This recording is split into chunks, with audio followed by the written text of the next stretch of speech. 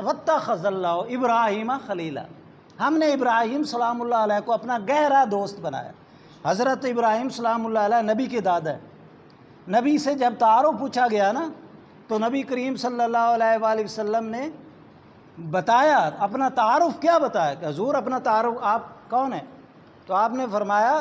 کہ میں دعائے ابراہیم ہوں، میں اپنے دادا کی دعا ہوں۔ انا دعوت ابراہیم، میں اپنے دادا ابراہیم کی کب دعا مانگی تھی سیدنا ابراہیم سلام اللہ علیہ نے؟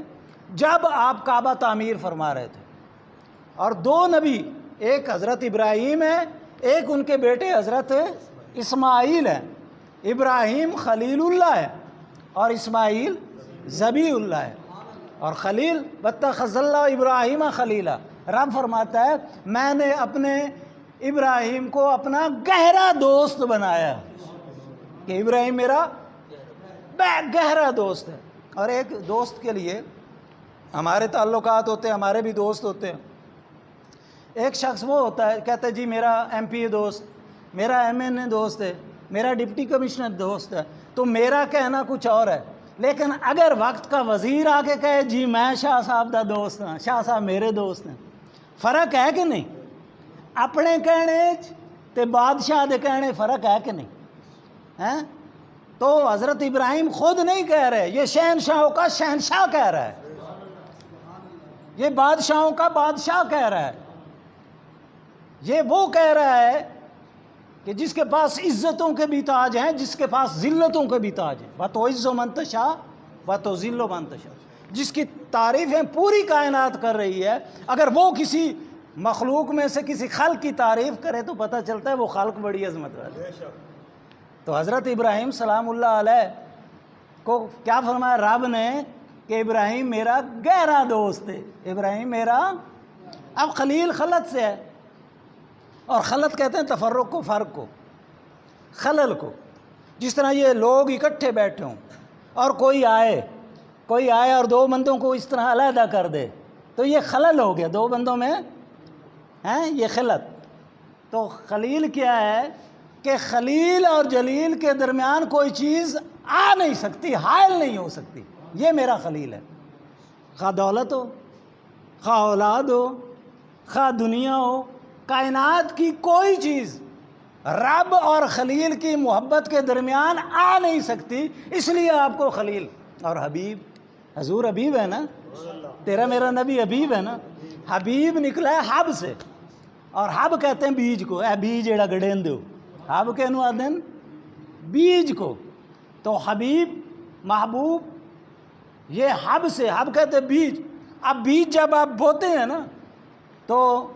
آپ ایکڑ میں گندم کتنی بوتے ہیں جناب آپ کو پتہ ہوگا کتنے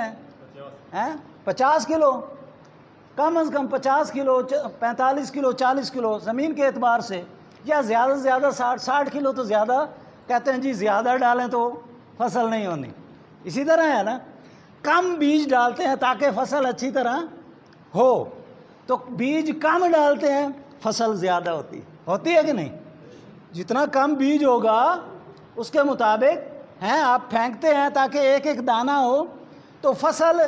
بیانیہ اسی طرح نبی کا ذکر جتنا کرتے جاؤ گے اللہ اور رسول کی محبتیں اتنی بڑھتی جائیں گی۔ اب کوئی بھی ذکر ہے نا، کوئی بھی ہے، جتنا کرو گے بندہ آکھ جاندہ ہے، ناول ہوں، کہانیاں ہوں، پڑھ کے آکھ جائے گا، تھک جائے گا، پر نبی کے ذکر کی چاشنی، اس لیے آپ کو حبیب کہا جاتا ہے۔ جس طرح کا بیج بڑھتا ہے نا فصلیں بڑھاتا ہے، تو حضور کی محبت بھی اس طرح ہے، جس طرح آپ کا ذکر کیا جائے گا دل میں آپ کا عشق بڑھتا جائے گا، آپ کی محبت۔ حضرت سیدنا ابو ہریرہ نبی کے بڑے پیارے صحابی ہیں، بہت ہی پیارے صحابی ہیں، تو ایک دن حضور فرماتے ابو ہریرہ کم آیا کرو، زیادہ نہ آیا۔ یہ ابو ہریرہ وہ صحابی ہیں جو ہر وقت نبی کی محفل میں رہتے، سب سے زیادہ نبی کہ حضور حاضری دینے والا یہ صحابی ہے، اور سب سے زیادہ حدیثیں انہی سے مروی ہیں، چونکہ سب سے انصاری اپنے کھیتوں میں چلے جانا، اپنے دکانوں پہ، مہاجرین اپنے باغوں میں چلے جانا، پر ابو ہریرہ ہر وقت صبح دوپہر شام نبی کی خدمت میں بیٹھے رہے۔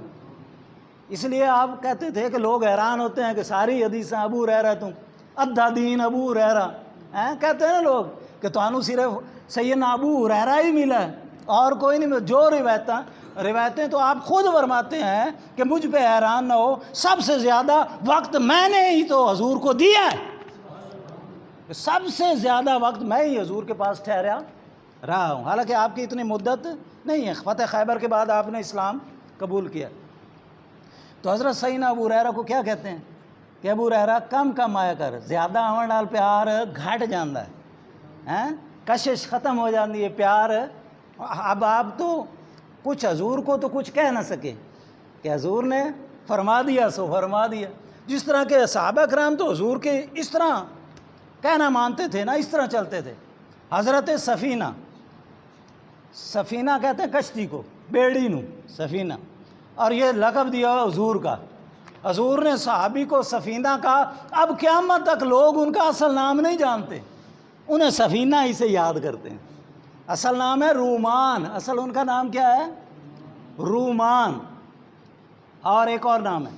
لیکن اصل نام سے کوئی بھی واقف نہیں ہے.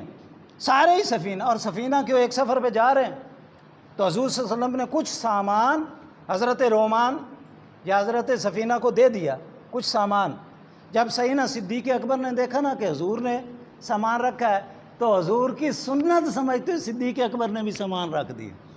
یہ صحابہ ہے، اور یہ حضور کی قدر ہے ان کے یہاں کہ حضور کی سنت پہ مر مٹنے والے، حضور کی سنت کا احیاء کرنے والے، حضور کی سنت پہ چلنے والے. اسی لیے تو ہم اہل سنت ہیں، صحابہ کے عقیدے کو اپنانے والے. اسی لیے ہمیں اہل سنت کے، حضور کے طریقے والے. حضور کے کچھ ہوتے ہیں اہل حدیث، حدیث پہ عمل کرنے والے. ساری حدیثوں پہ عمل نہیں کیا جا سکتا، لیکن سنت، ہر سنت پہ عمل ہو سکتا. نبی کا پیدا ہونا بھی سنت، بچپنا بھی سنت، لڑکپن بھی سنت، جوانی بھی سنت، بڑھاپا بھی سنت، شادی بھی سنت، ولیمہ بھی سنت، پھر مرنا بھی سنت، جنازہ بھی سنت، قبر میں دفن ہونا بھی سنت. تو ہم تو اہل سنت ہیں بھائی. ماں کے شکم سے جب باہر آتے ہیں تو وہاں سے سنت کے کلاوے میں آ جاتے ہیں، سنت کی چادر میں لپٹے جاتے ہیں، اور جب قبر کی گور تک ہم حضور کی سنت پہ ہی اندر ہوتے ہیں، حضور کے سنت کے دائرے ہی میں ہم قبر کی گود تک رہتے ہیں. تو حضرت سیدنا صدیق اکبر پہ کیا انہیں اپنا سامان سفینہ ہیں، حضرت رومان تھے. پھر حضرت فاروق اعظم نے دیکھا، انہوں نے بھی کوئی سامان حضرت سفینہ کے اوپر ڈال دیا، حضرت رومان کے اوپر. پھر حضرت عثمان نے، یہاں تک کہ صحابہ کرام نے سامان ڈالتے ڈالتے وہ تو سامان نال بھر گئے، سفینہ چل دے تے جدوں سامان نال بھر کے چاہیے ہی جان دین تے سامان نال سارے تے صحابہ کرام حضور صلی اللہ علیہ وسلم دی توجہ کر کے فرماندے ہیں حضور اپنے غلام ال تو ویکھو، حضور اپنے غلام ال. حضور نے جب سامان سے لدا غلام دیکھا نا، فرمایا یہ ہمارا سفینہ ہے، انت سفینہ، یہ ہمارا، اے ساڑی کشتی ہے، اے ساڑی بیڑی ہے. کیونکہ ادھر کشتیاں تے سامان لوڈ کیتا جاندہ ہے نا. فرمایا یہ ساڑی بیڑی تے کشتی ہے. حضرت رومان فرماتے ہیں جب سے محبوب نے مجھے سفینہ کہا ہے نا، فرمایا خدا کی قسم اگر 3 اونٹوں کا سامان میری کمر پہ لاد دیا جائے، میری کانڈ تے رکھ دیتا جائے، میں انہوں پرواہ ہی کوئی نہیں. کیا دن حضور نے جدوں دا فرمایا نا یہ سفینہ، فرمایا لوڈ مینوں لوڈ لگدا ہی نہیں، وزن محسوس ہوندا ہی نہیں. فرمایا تے ترین اگر 7 اونٹ دا سامان بھی رکھ دیو. اور انہوں نے مقام کیے کہ حضرت فاروق اعظم کے دور میں جب روم کے علاقوں میں گرفتار ہو گئے اور عیسائیوں سے بھاگ کے جب جنگل کی طرف نکلے نا، حضرت سفینہ محبوب کے پیارے صحابی جب جنگل کی طرف نکلے، اب ان کو پتہ نہیں ہے، ان کو یہی معلوم ہے کہ صحابہ کا لشکر آیا ہوا ہے، لیکن آپ کو جنگل میں یہ نہیں پتہ صحابہ کا لشکر کہاں ہے. ادھر ایک جنگلی درندہ شیر ہیں، او تو جناب اس اپنا شکار ویکھیا، اس تو جناب خوش ہو گیا ہیں کہ مینوں اپنا شکار مل گیا، بندہ سالم مل گیا ہیں. میں تو ہوں شیر دوڑا حضرت سفینہ جے ساڑھے ورگا ہوں، ساڑھے ورگے تو چوہے تو ڈر ہوئیں ہیں، چوہا آ جاوے تو جاتے ہیں. لیکن نبی دے صحابہ دی عظمت، نبی کے صحابہ کی شان دیکھو، مقام دیکھو، آپ ڈرے نہیں، خوف زدہ نہیں، درندہ کھانے کے لیے آ رہے، آپ سینہ تان کے کھڑے ہو گئے، اور کھڑے ہو کے جب وہ قریب آیا نا تو آپ نے اس سے مخاطب ہو کے فرمایا یا ابا الحارث، اے ابا الحارث تینوں پتہ نہیں انا مولا رسول اللہ، میں نبی دا غلام ہوں۔ کوئی اور ہوندہ نانی یاد آ جاوے، ماں یاد آ جاوے، لیکن صحابی نو اس ویلے رب دا رسول یاد آئے، رب دا پتہ چلدا ہے، اوڑک تے مشکل ہے اللہ دے رسول نو یاد کرنا صحابہ دی سنت، صحابہ دی سنت ہے کہ صحابی نو جب موت نظر آ رہی ہے کہ اب یہ مجھے چھوڑے گا نہیں، درندے بھی کبھی سمجھتے ہیں، درندوں کو سمجھانے کی ضرورت ہوتی ہے، درندے کوئی عقل مند ہوتے ہیں نہیں، پر نبی کے صحابی نے جب بات کی نا مخاطب ہو کے، شیر وہیں رک کے اور صحابی کے قدموں کو چاٹنے لگ گیا، جس طرح کہ کوئی وفادار کتا نہیں چاٹتا، رکھا ہوا ہے، اس شیر نو سمجھ ہی آ گئی، چونکہ صرف صحابی حضور دا امتی نہ آئی، وہ شیر بھی تے حضور دا نوکر آئی، شیر بھی تے حضور دا غلام تے امتی تے خادم آئی، کیونکہ حضور صرف انسانوں کے ہی نہیں، کائنات کے ذرے ذرے کا رسول ہے میرا نبی، کائنات دا ذرہ ذرہ جاندا کہ یہ ساڑا نبی ہے، یہ ساڑا محبوب ہے۔ تو شیر نے آپ نے فرمایا کہ آنا مولا رسول اللہ، میں نبی کا غلام ہوں، جب نبی کے غلام کی جب اس تاروں میں لگے تو میرا پیر بھائی ہے، ساڑھے دو آدھا مرشد ایک کے، ساڑھے دو آدھا مرشد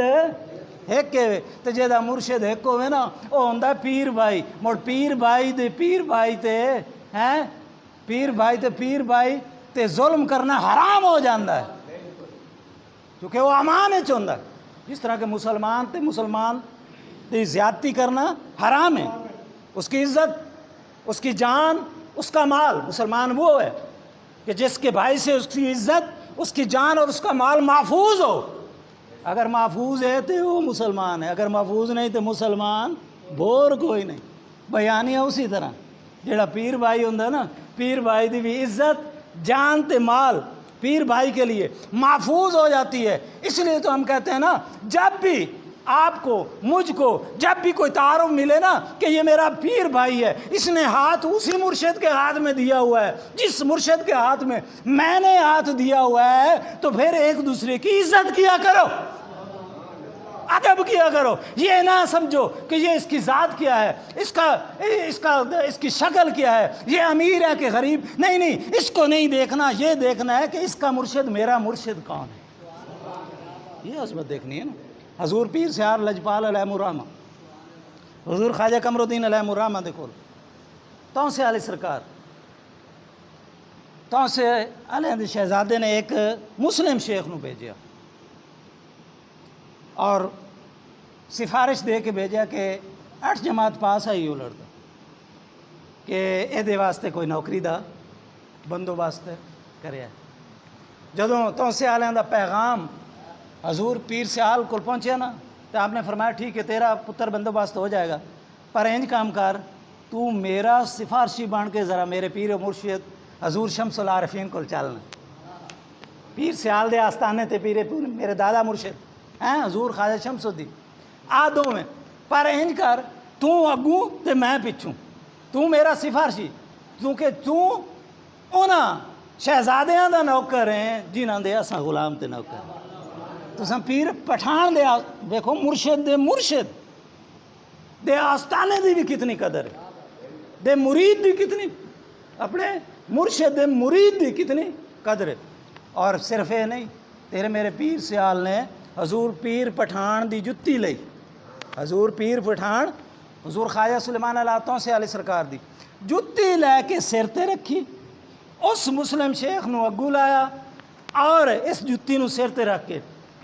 آستانہ حضور خواجہ شمس العارفین شمس الدین حضور خواجہ پیر سیال لجپال دے دربار تے آ کے فرمایا حضور اساں اے بھی غلام ہیں، اساں بھی غلام ہیں پر اے تواڈے مرشد دا بھیجے ہوئے غلام ہے، اس واسطے ساڑھے تو فائے کے اے دو سفارشاں، ایک اس دی سفارش، ایک اے مرشد پاک دی جتی دی سفارش، ایک شہزادیاں دے اس نوکر دی سفارش، ایک حضور پیر پٹھان دی